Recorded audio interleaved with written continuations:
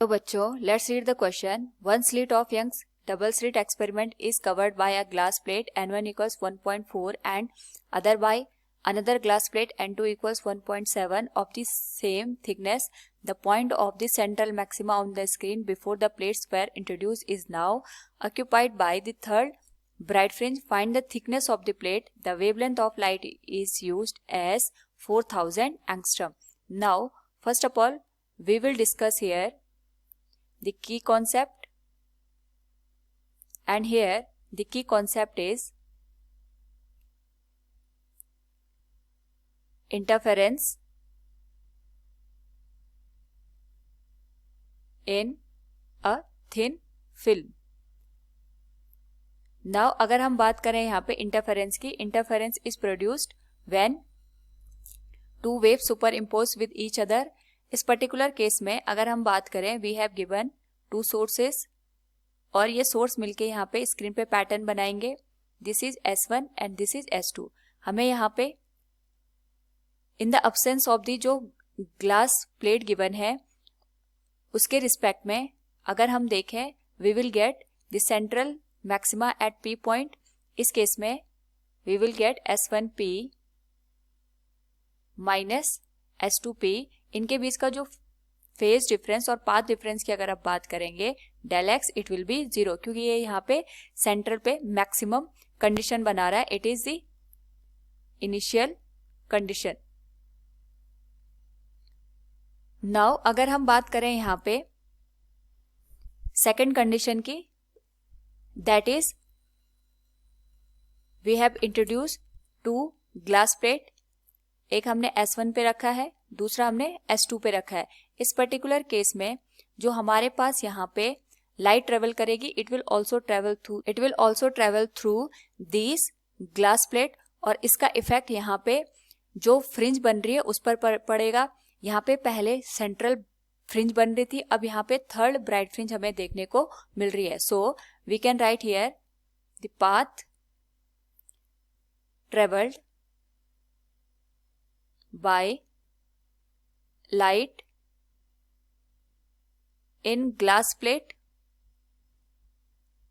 We can write it is given by mu minus 1 into T. यहाँ पे mu होता है रिफ्रैक्टिव इंडेक्स ऑफ ग्लास और T होती है thickness of the glass plate. तो हमारे पास यहाँ पे दो ग्लास प्लेट हमने यूज किए हैं ऑफ डिफरेंट पाथ. सो यहाँ पे अगर हम बात करें, the light will travel through both the glass plates. तो अगर हम यहाँ पे पाथ डिफरेंस की बात करें, इट विल बी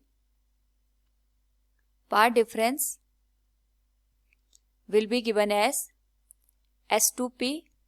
नाउ इसमें हमारे पास जो लाइट ट्रेवल कर रही है, it will also pass through this glass plate. So we will write it mu2 minus 1 into T minus S1P plus mu1 minus 1 into T.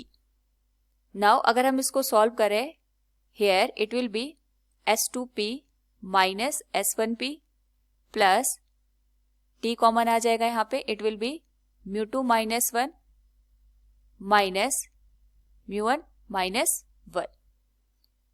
तो इस केस में अगर हम देखें, we will have a path difference. We can write it del x dash.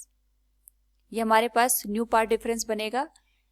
Now S2P minus S1P is 0, क्योंकि यहाँ पे इनिशियल कंडीशन में जो पार्ट डिफरेंस है इट इज 0. यहाँ पे सेंट्रल मैक्सिमा की कंडीशन बन रही थी. So we can write is 0 plus T into mu2 की वैल्यू हमें गिवन है 1.7 माइनस 1 माइनस, सिमिलरली ये वैल्यू हो जाएगी 1.4 माइनस 1. नाउ अगर हम इसको फर्दर सॉल्व करें, we can write it del x dash equals T into it will be 0.7 minus 0.4. del x dash की वैल्यू हो जाएगी 0.3 into T. Now we are getting here third bright fringe. So अगर हम यहाँ पे bright fringe की condition को देखते हैं, we can write it n lambda. n की वैल्यू यहाँ पे हो जाएगी 3. So we can write it 3 lambda 3 lambda will be equal to 0.3 into T. हमें यहाँ पे थिकनेस फाइंड आउट करनी है, so it will be 3 into lambda की वैल्यू हमें गिवन है 4000 angstrom, so we will write it 4000 into 10⁻⁻10 divided by 0.3. अगर हम इसको सॉल्व करें यहाँ पे we will get here 4 into 10⁻⁻6 metre, और हम लिख सकते हैं इसको 4 माइक्रोमीटर. यानी अगर हमें यहाँ पे सेंट्रल फ्रिंज के बदले थर्ड ब्राइट फ्रिंज चाहिए by introducing the glass plate, तो हमें वहाँ पे 4 माइक्रोमीटर की थिकनेस की जो ग्लास प्लेट है वो यूज करनी चाहिए. So it will be our final answer. Hope all you understood it. Thank you and best of luck.